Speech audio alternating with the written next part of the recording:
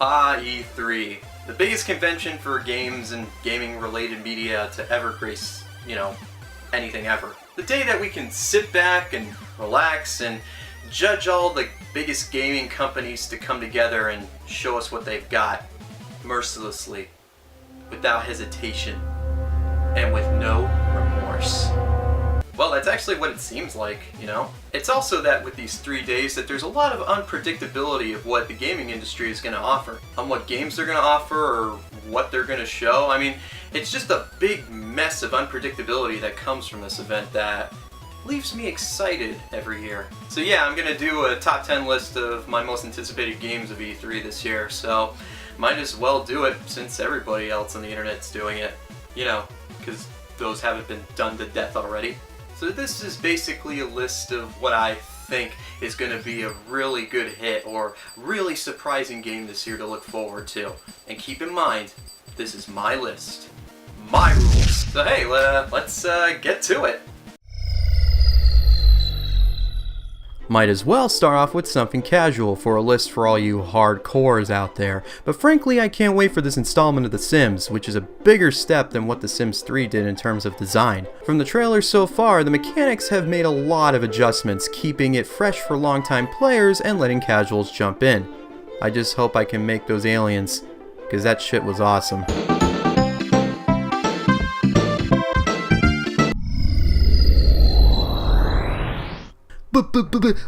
Where's Witcher 3? Why not Witcher 3? Bitch, it's because I haven't played 2 yet. Plus, it's so damn long, I'm not interested in it. Okay?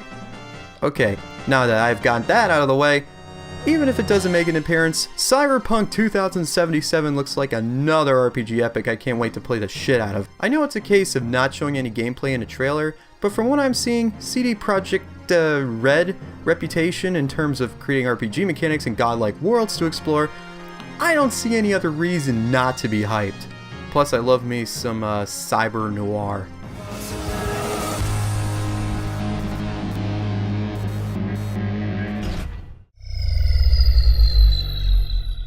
Speaking of godlike worlds, Ubisoft made another surprise last year with Tom Clancy's The Division. I mean, just look at all them graphics. So many graphics! Graphics intensifies. Jesus! Quite honestly, the multiplayer does interest me, but I got nothing else to say. Just looks neat to shoot people and all the crap Americans like to do. I don't know. Next!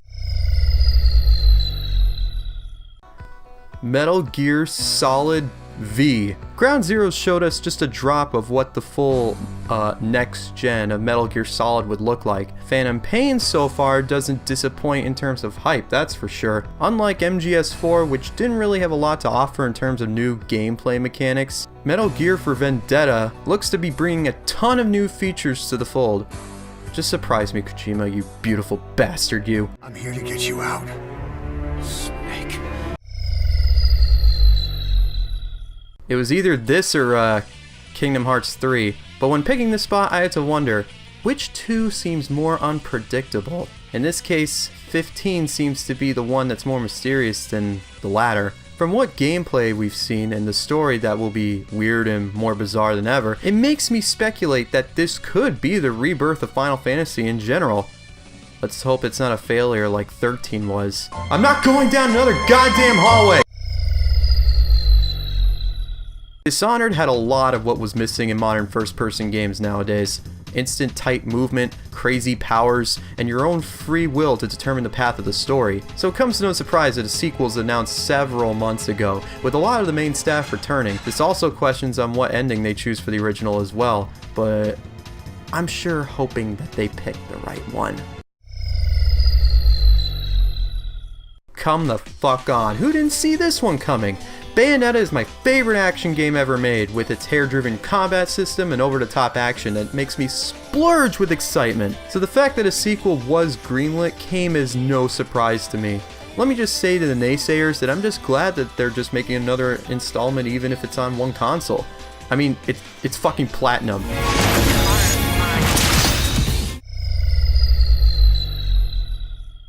Any Star Wars fan, I mean, hell, any player has at least played Battlefront in some way, shape, or form. Hell, it was the best-selling Star Wars game of all time. so how can EA not see the money train sooner than later is beyond me.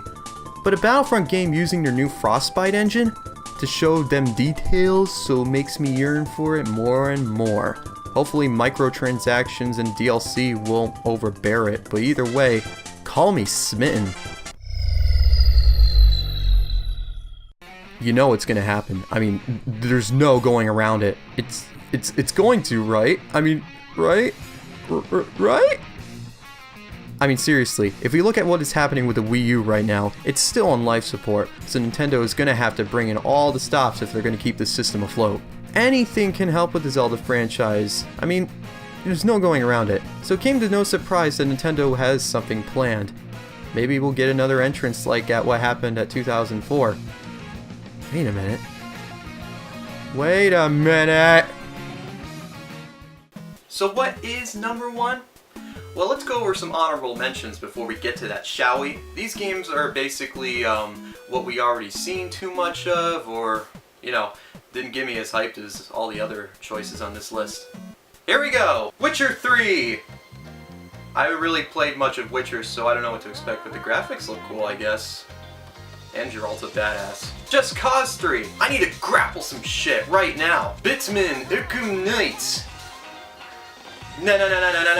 Destiny! Bungie always makes good games, so I would expect nothing less from this project. Half-Life 3!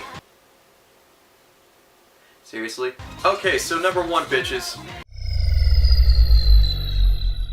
This is gonna fucking rock. This is my number 1, seriously. You shoot things, you fucking sit behind cover and you shoot more things, and you keep shooting things and... Wait. Oh, you